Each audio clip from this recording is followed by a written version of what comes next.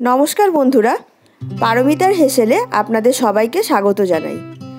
আজকে আমি আপনাদের সাথে শেয়ার করব দুর্দান্ত স্বাদের মোহনভোগ মিষ্টির রেসিপি। একবার বাড়িতে বানালে বারবার বানানোর অনুরোধ আসবে। এতটাই সুস্বাদু, সফট, মুখে দিলেই মিলিয়ে যায়। তাহলে প্রথম থেকে শেষ পর্যন্ত আমার সাথে থাকুন আর দেখতে থাকুন আমি কিভাবে এই রেসিপিটি বানাচ্ছি। মোহনভোগ বানানোর জন্য প্রথমেই আমি ছানা নিয়েছি আর একটা চিনির শিরা বানাবো। তার জন্য 1 কাপ চিনি আর 4 কাপ জল ভালো করে জাল দিয়ে একটা শিরা বানিয়ে নিচ্ছি।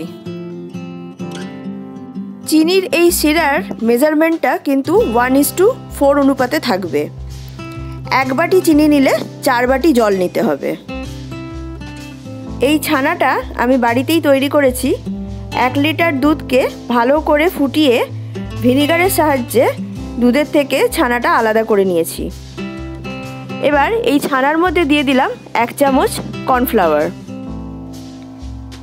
এবারে এই কর্নফ্লাওয়ারটা ছানার সাথে খুব ভালো করে এভাবে হাতের তালুর সাহায্যে মেখে নিচ্ছি। এইভাবে হাতের তালুর সাহায্যে চেপে চেপে মাখতে মাখতে আপনারা বুঝতে পারবেন ছানাটা মসৃণ হয়ে আসছে। ছানাটাকে মসৃণ করে একটা ডো তৈরি করে নেব। ছানার মধ্যে কর্নফ্লাওয়ারই ব্যবহার করার চেষ্টা করবেন, ময়দা কখনোই দেবেন না। এভাবে বেশ কিছুক্ষণ সময় ধরে আমি ছানাটা কর্নফ্লাওয়ারের সাথে মেখে নেব।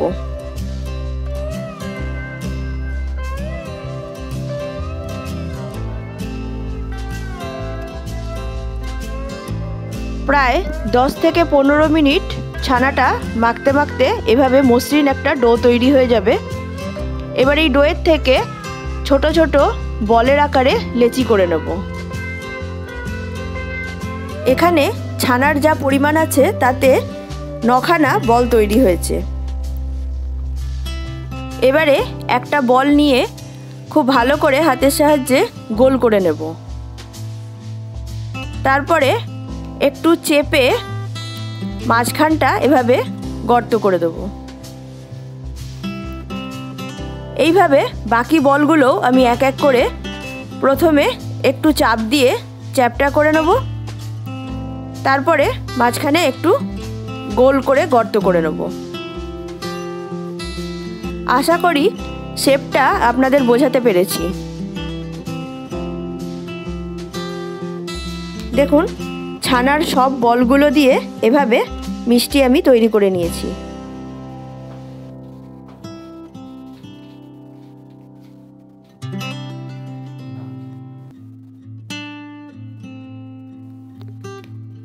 এদিকে চিনির শিরাটা ফুটে উঠেছে। এবার এই মিষ্টিগুলো এক এক করে এই চিনির শিরার মধ্যে দিয়ে দেব। সবগুলো দেওয়ার পরে ঢাকনা দিয়ে 15 থেকে 20 মিনিট আমি ফুটিয়ে নেব। 10 মিনিট পর একবার ঢাকনাটা খুলে দেখালাম। দেখুন সাইজটা কত বড় হয়ে গেছে। এখানে খোয়াটা বানাবো। তার জন্য কড়াইয়ে 1 কাপ লিকুইড দুধের সঙ্গে 4 চামচ গুঁড়ো দুধ নিয়ে নিয়েছি। খুব ভালো করে মিশিয়ে জাল দিতে থাকবো যতক্ষণ না এটা ঘন হয়ে একটা মণ্ডর আকার নেয়।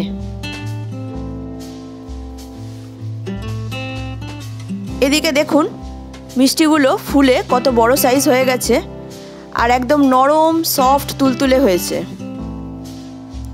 এবার গ্যাসের ফ্লেমটা অফ করে এখানে আমি 10 মিনিট এটাকে এভাবেই রেখে দেব। এদিকে খোয়াটাও তৈরি হয়ে গেছে। গ্যাসের ফ্লেমটা এবার অফ করে খোয়াটা ঠান্ডা করে নেব।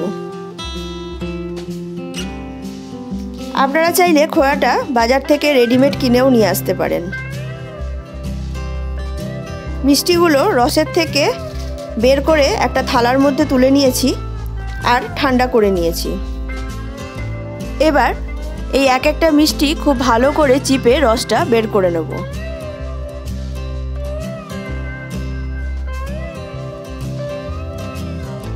এখানে একটা বাটিতে হালকা গরম দুধ নিয়েছি।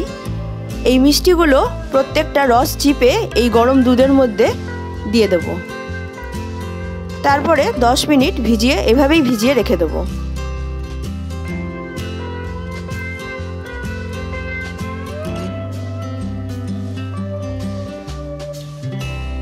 দশ মিনিট দুধের মধ্যে এভাবে ভিজিয়ে রেখে দিলে মিষ্টিগুলো আরও সফট হয়ে যাবে। 10 মিনিট পরে মিষ্টিগুলো এবার একটা প্লেটের মধ্যে তুলে নেব।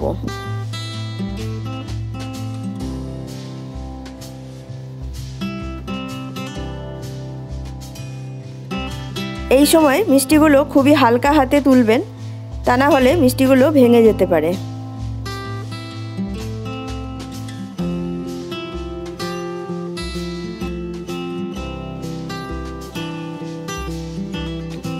সব মিষ্টিগুলো প্লেটে তুলে নিয়েছি।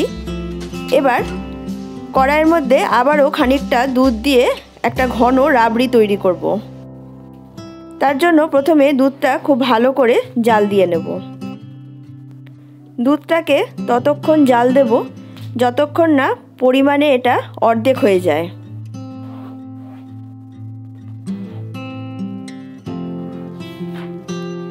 দুধটা ফুটে অনেকটাই কমে গেছে। এবার দিয়ে দিলাম 3 চামচ চিনি। এবার এই চিনিটা দুধের সাথে খুব ভালো করে মিশিয়ে আবারও জাল দিতে থাকবো।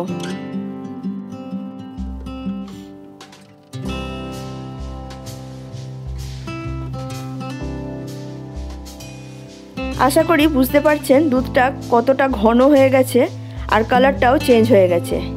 এই অবস্থাতে আমি গ্যাসটা অফ করে দিচ্ছি। এখানে যে খোয়াটা বানিয়েছিলাম সেটা আমি গ্রেট করে নিয়েছি। এবারে এই দুধে ভেজানো মিষ্টিটা খোয়ার মধ্যে ভালো করে ঘুরিয়ে ঘুরিয়ে খোয়াটা মিষ্টির চারিদিকে লাগিয়ে নেব।